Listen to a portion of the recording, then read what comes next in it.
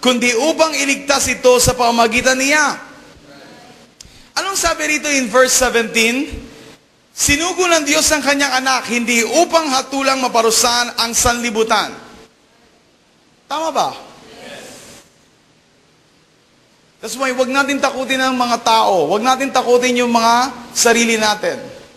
But ang sabi rito, if you remember, hindi upang hatulang maparusahan ang sanlibutan, kundi upang iligtas ito sa pamamagitan niya. Kung meron mang plano ang Diyos, walang iba kundi bigyan ng kaligtasan ang sangkatauhan. Amen.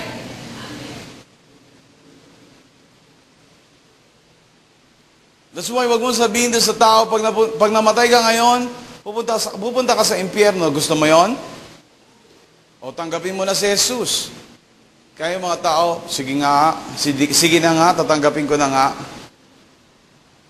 But you know what? No, please, I pray na mabago yung kaisipan natin. Saan? When we share about Jesus, no, I hope na ang ibinabahagi natin kung ano ang naranasan mo sa piling niya. Huwag mong sabihin sa tao, pag hindi ka tumanggap ngayon sa Panginoong Kristo, pupunta ka sa impyerno. Pag namatay ka, gusto mo yon?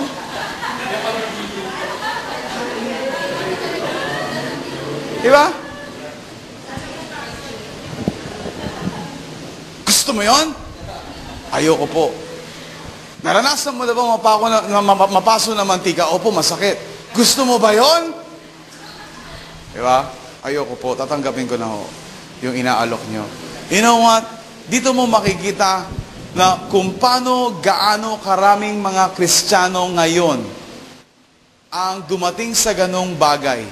Na kaya sila naging Kristiyano, hindi dahil nakita nila kung gaano kabuti ang Diyos.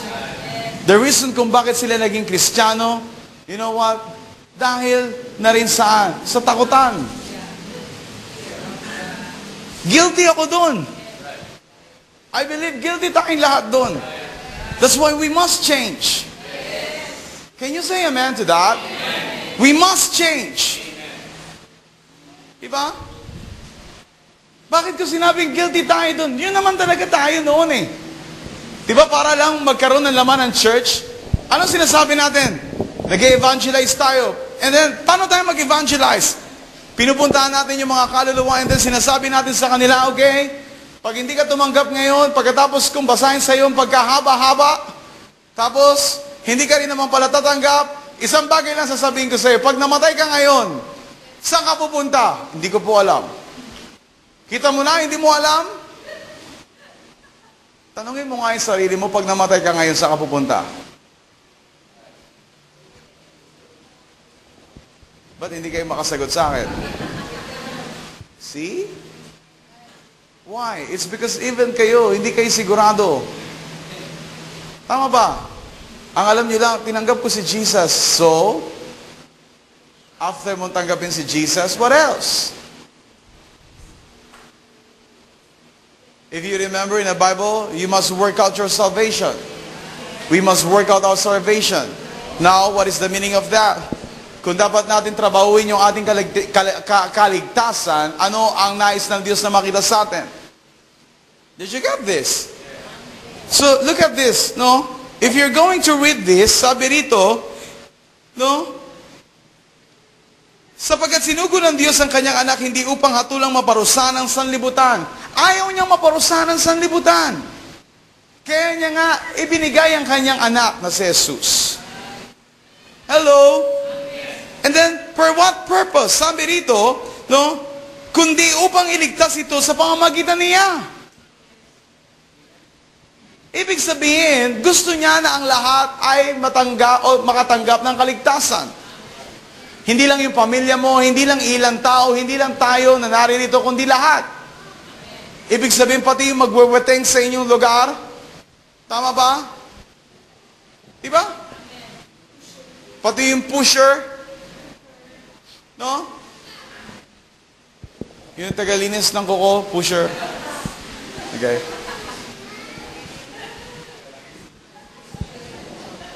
Okay.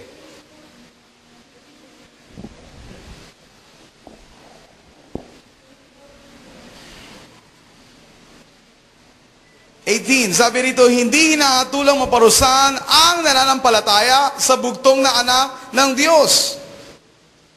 Ano sabi rito? Read it. Hindi hinahatulang maparusahan ang nananampalataya. Tama ba? Sa bugtong na anak ng Diyos. Ngunit hinatulan ng parusahan ang hindi nananampalataya sa Kanya. Did you get this? So, ang pananampalataya natin, you know what, ito ay nagsimula sa pagkakilala natin sa Diyos. Pero ang salitang pagkakilala, if you're going to read again in the book of John 17 verse 3. Amen?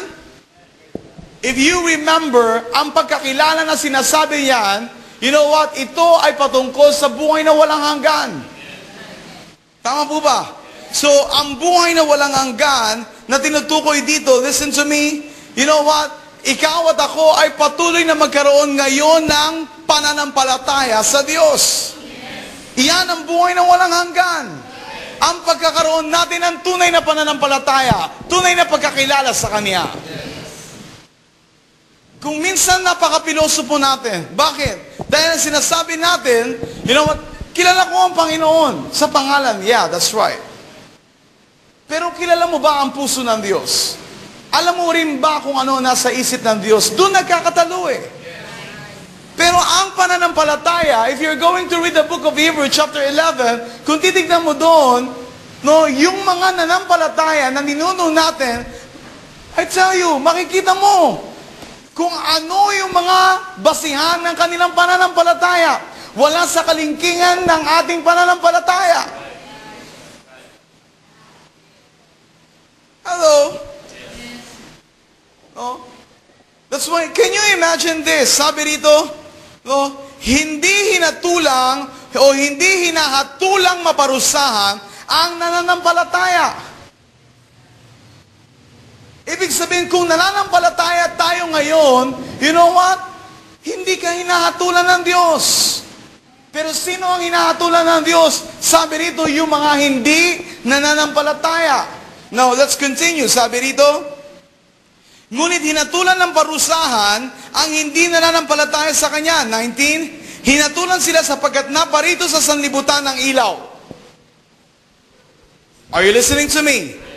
Hinatulan sila sapagkat naparito sa sanlibutan ng ilaw.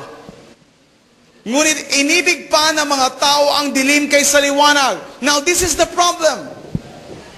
May mga Kristiyano, I believe, na sinasabi nilang Kristiyano sila, pero wala silang tunay na pananampalataya kay Kristo. Sorry to say. Hello? That's why we must search our heart. Now! Dapat natin suriin ang puso natin ngayon. Kung tunay ba na tayo ay nananampalataya ng lubusan sa Kanya. Amen? O nananampalataya lang tayo sa Kanya kapag gusto natin. Pag may problema tayo.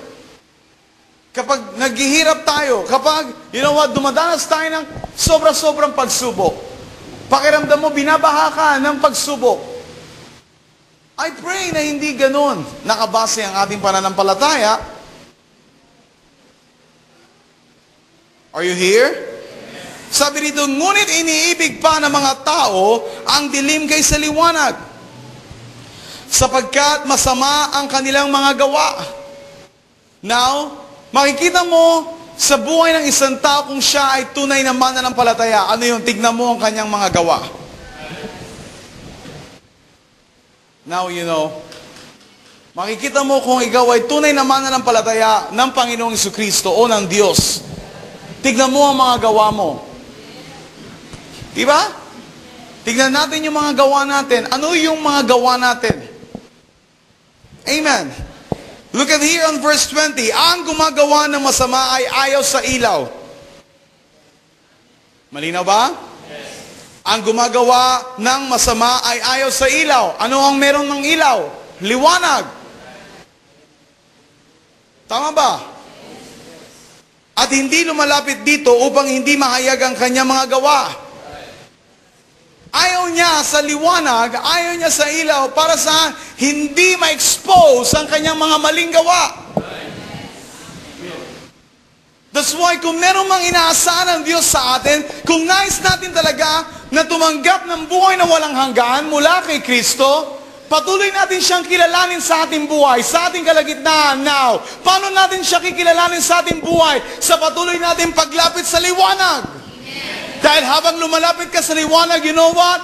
Ano ang nakikita mo? Nakikita mo ang alin? Ang mga kakulangan na dapat itama, na dapat baguhin, na dapat alisin sa iyong katauhan. Habang nakikita mo anumang kahinaan, habang nakikita mo anumang kasalanan na meron ka, I hope and pray na ang puso mo at ang isip mo ay mayroong tunay na pagnanasa sa ating mga buhay na isang araw ang lahat ng ito ay maitama sa ating buhay. Why? It's because gusto mo sa kaliwanagan. Gusto mo sa piling ng Diyos.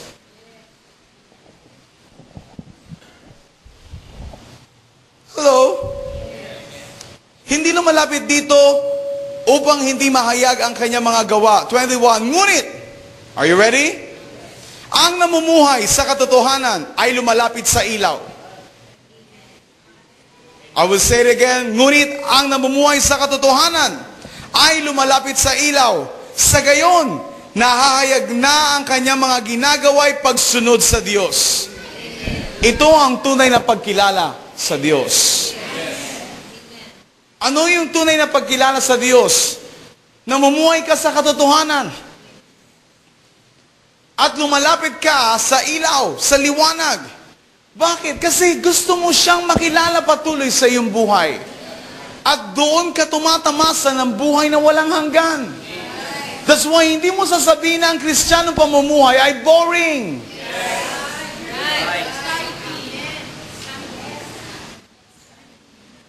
Pag sinabi, so boring. Kamusta na ang Christian life mo? Boring. The reason kung bakit boring, why? It's because merong malaking question mark sa puso mo. Ano yung malaking question mark sa puso mo? Ang malaking katanungan sa puso mo ay ito. Ikaw ba talaga ay nasa liwanag o nasa kadiliman pa? Why? It's because maybe hindi mo na-appreciate yung katotohanan. It's because bakit? Dahil ang buhay mo ay nasa kadiliman pa. Nandoon naglalaro saan? Saan? Sa sanlibutan. Later I will show it to you. Amen? Sabi rito sa gayon, nahayag na ang kanyang mga ginagawa ay pagsunod sa Diyos. Ang tunay na pagkilala sa Diyos ay meron tunay na paglakad sa katotohanan. Meron tunay na pananabik sa liwanag. Meron din tunay na pagsunod sa kalooban ng Diyos.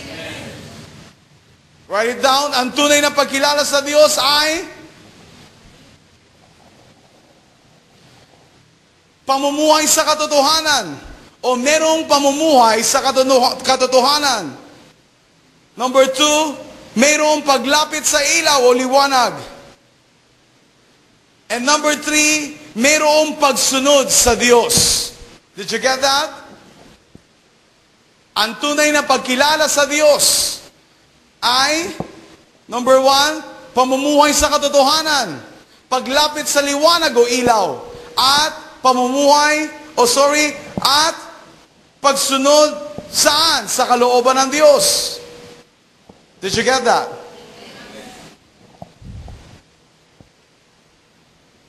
Amen? Did you get that? Yan ang tunay na pagkilala sa Diyos. At sa bagay na yan, ikaw at ako ay makakatamasa ng buhay na walang hanggan.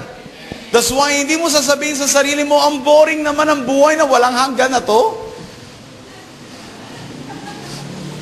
Hindi mo sasabihin sa sarili mo, ang boring naman ang Kristiyano, na ang Kristiyanong pamumuhay na to. Listen, na-workout mo na ba yan? 3 na yan? Na-workout na natin ba yan? 3 na yan? Nagawa mo na ba yan sa sarili mo yung 3 na yan para masabi mo, boring? The reason kung bakit mo nasasabing boring is because hindi mo nakikita yung sarili mo na namumuhay sa pagsunod sa Diyos. Hindi mo rin nakikita yung sarili mo na lumalakad sa liwanag. At lalo digit sa lahat, hindi mo nakikita ang sarili mo na ikaw ay namumuhay sa katotohanan. That's why ang sinasabi mo, so boring. You are waiting for me na matapos. Paano? Kung nilid ako ng Santong Spirito ang service natin until 5, na-break ko yung schedule nyo, hindi na ako attend dyan. So fine. Why? Listen, hindi mo naiintindihan kung ano talaga ang mahalaga. To be honest. Pero kapag may problema tayo, saan ba tayo lumalapit? Diba, una-una natin tinatawagan, Panginoon, maawa ka sa akin. Halos lahat mahabag ka sa akin kung maaari.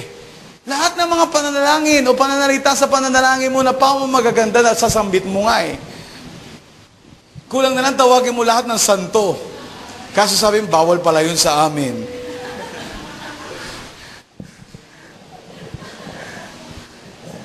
Diba? I tell you. Correct me if I'm wrong.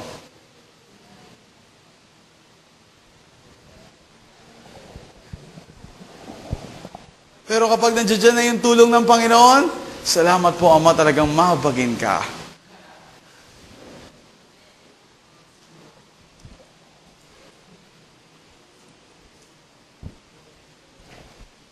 You must be consistent. Dapat alam mo yung salitang consistency. Pag sinabing consistency, alam mo yon, dire-diretso yung ginagawa mo.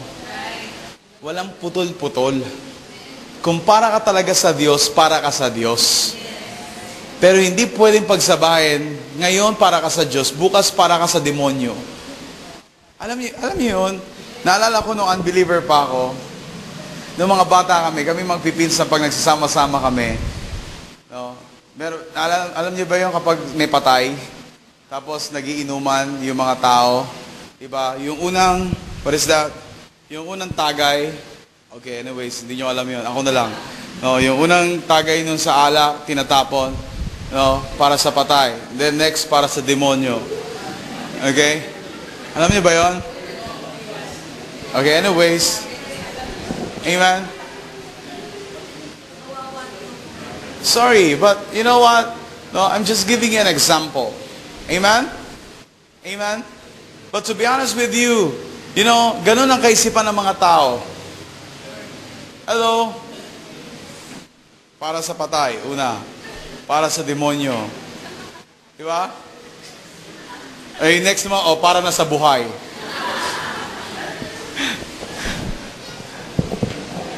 Diba?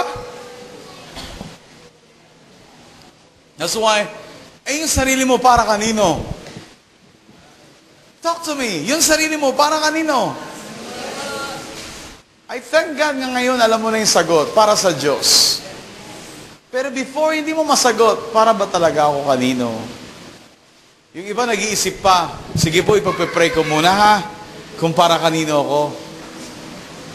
Can you imagine? Okay. Amen? Let's go back. John 17.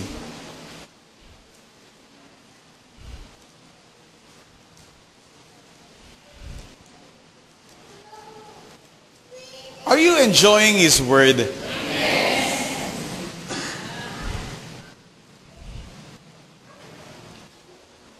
Where are we? 4? Sorry, let's continue verse 3. Ito ang buhay na walang hanggan, ang kilalanin kanila, ang iisa at tunay na Diyos. Tama ba? Ibig sabihin, ang buhay na walang hanggan, hindi lang pagkilala sa Kanya, kundi, ano pa? No? Hindi lang pagkilala sa Kanya, saan? Sa iisa at tunay na Diyos at sa Jesucristo na Kanyang isinugo. Are you with me?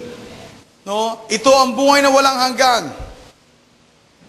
No? Subalit, ang buhay na walang hanggan, ang pagkakilala sa Kanya, no, ay ang pagkakaroon ng pananampalataya. At sa pagkakaroon natin ng pananampalataya, ito ay binubuo ng alin? Ng tatlong bagay. Ano yon? Merong What? Talk to me. Merong pamumuhay sa katotohanan. Merong paglapit sa liwanag. At merong pagsunod sa kalooban ng Diyos. Yan ang buhay na walang hanggan. Can you imagine that? Dati ang alam lang natin, buhay na walang hanggan, meron akong assurance pag namatay na ako ngayon. Pupunta ako sa langit, Sabi pa nga ng ilan sa atin, di ba? Di ba? He or she is so proud. Pero ang tanong, winork out mo ba yung tatlong nakapaloob dun sa bagay na yon? Na ang pagkakilala sa Diyos ay merong tunay na pananampalataya. Na ang ibig sabihin ng pananampalataya ay pagsunod sa katotohanan. Paglapit sa kaliwanagan. At habang lumalapit ka sa kaliwanagan o sa liwanag, ikaw ay handang sumunod sa kalooban ng Diyos. Can you say amen to that? Amen? I tell you, God is so good. Why? It's because God is revealing these things to all of us. Amen. Read verse 4. Inihayag ko rito sa lupa ang iyong karangalan, natapos ko na ang ipinagagawa mo sa akin. Wow. Can you imagine kung ano ang participation ni Jesus? Anong sabi niya? Inihayag ko dito sa lupa. Ang alin? Ang alin? Inihayag ko rito sa lupa ang iyong karangalan. Natapos ko na ang ipinagagawa mo sa akin. I pray na dumating sa araw na ikaw at ako ay lumagay o lumugar sa katatayuan ng Panginoon Jesucristo. Na ang dahilan natin kung bakit tayo nabubuhay sa mundong ito para parangalan ng Diyos. Hindi lang para magkaroon ng pamilya, hindi lang para magkaroon, na magandang buhay, hindi lang para magkaroon ng anumang material o pinansyal na bagay sa buhay natin, kundi higit sa lahat, para parangalan ng Diyos sa atin. And can you imagine yung sinasabi dito sa verse 4? Sabi rito, natapos ko na ang ipinagagawa mo sa akin. Wow! You know what? Kung meron akong isang bagay na laging tinitignan, Lord, pagdating ng panahon, masasabi ko rin sa iyo, mission accomplished. And I'm ready to go. Amen. Hello? Amen. That's why, wag mo muna sabihin, Lord, gusto ko na umuwi sa iyo. Why? It's because wala ka pa na-accomplish. Correct me if I'm wrong. Now, I'm showing it to you. Most of the time, sinasabi, pagod na ako sa buhay na to. May punto ka pa ito. Diba? Bakit? Pag tinanong mo, kasi puro na lang problema. Kaliwat ka ng problema, hindi na natapos. That's why, ang panalangin mo, Lord, kunin mo na ako. Umiiyak ka pa, Lord, kunin mo na ako. You know what? Kung titignan mo ang Panginoon sa kalangitan, baka gusto kang hampasin eh. Bakit? Magising ka nga sa sinasabi mo. Napaka-selfish mo. Sarili mo lang iniisip mo. Ito yung kalalagayan at katatayuan ng maraming Kristiyano sa ngayon. And I pray na hindi kayo kasama doon. Can you imagine kung ano ang panalangin ng Panginoong Jesucristo? Natapos ko na ang ipinapagawa mo sa akin. Let's continue verse 5. Kaya, Ama, ipagkaloob mo sa akin ngayon ang karangalan taglay ko sa piling mo bago palikhain ang sanlibutan. Amen. You know what? Sa tamang panahon, pinarangalan ng Diyos Ama ang kanyang anak. Is that true? And let me tell you this. I don't need to prophesy this to you. It's because I know time will come. Darating ang araw na pararangalan din kayo ng Ama. Saan? Sa lahat ng ating ginawa para sa Kanya. But listen to me, huwag kang mag-expect ng karangalan mula sa Kanya kung wala kang ginawa para sa Kanya. Most of the time, nag-expect tayo. Pagdating ko sa kalangitan, meron akong karangalan. Who told you? Kung meron kang ginawa. Read the Bible.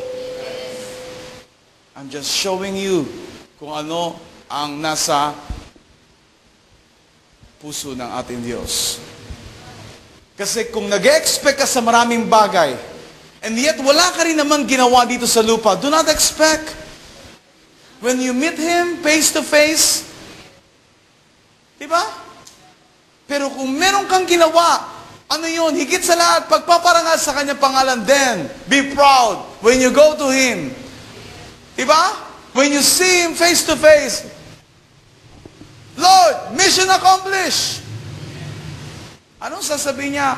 Now, pumasok ka sa aking kagalakan. Bakit niya sinabing pumasok ka sa aking kagalakan? It's because nagagalak siya na makita ka.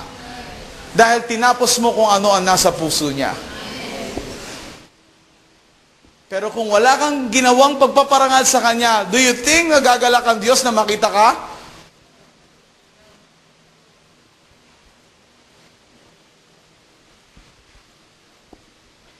Let me tell you this. Sa natural ba, pag meron kang sinabi sa anak mo, anak, gawin mo nga to, at hindi niya ginawa, at nakasalubong mo siya na hindi niya ginawa yung binilin mo, what do you feel as a parent? Di ba naaasar ka? Sinasabi mo, umalis-alis ka nga dyan sa harapan ko. I'm not saying gano'n ang ating Ama, but to be honest with you, para magkaroon kayo ng idea, kung hindi mo tatapusin yung ipinapagawa niya rito, I tell you, hindi ka niya ina-expect.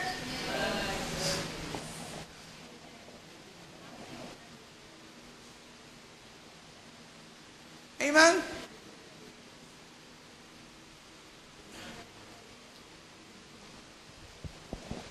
I know, hinihintay nyo yung word na sasabihin ko na, Pastor, nasan doon yung yung series natin ngayon na The Power of One. Just wait and listen. Amen? What do you think sa pinag-uusapan natin ngayon? Sa pinag-uusapan natin ngayon, you know what? Merong bagay na inaalis muna sa ating puso ang Panginoon bago siya maglagay ng panibago. And to be honest, you are now under His operating table. God is doing something really great in your life right now. That's why you must be open about His Word. Kung minsan, hindi ko na maintindihan, just try to listen and understand kung ano yung naririnig mo. Why? It's because kung minsan, hindi mo talaga halos maunawaan.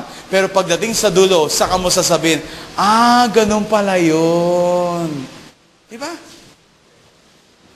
Diba ganun tayo? That's why in the army, obey first before you complain.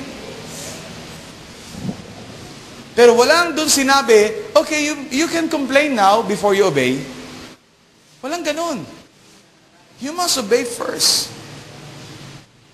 And one of your obedience to Him is just listen. Part of our obedience to Him is, you know what? No, gusto nating makinig lang na makinig sa Kanyang sinasabi. Tama ba? That's part of your obedience. Say amen. Okay? Now look at this. Where are we now? Verse 6. Ipinakilala kita sa mga taong ibinigay mo sa akin. Are you here? Ipinakilala kita sa mga taong ibinigay mo sa akin mula sa sanlibutan. No? Sila'y iyo, ibinigay mo sila sa akin at tinupad nila ang iyong salita. I will read it again. Ipinakilala kita sa mga taong ibinigay mo sa akin mula sa sanlibutan. Sino nagsasalita nito?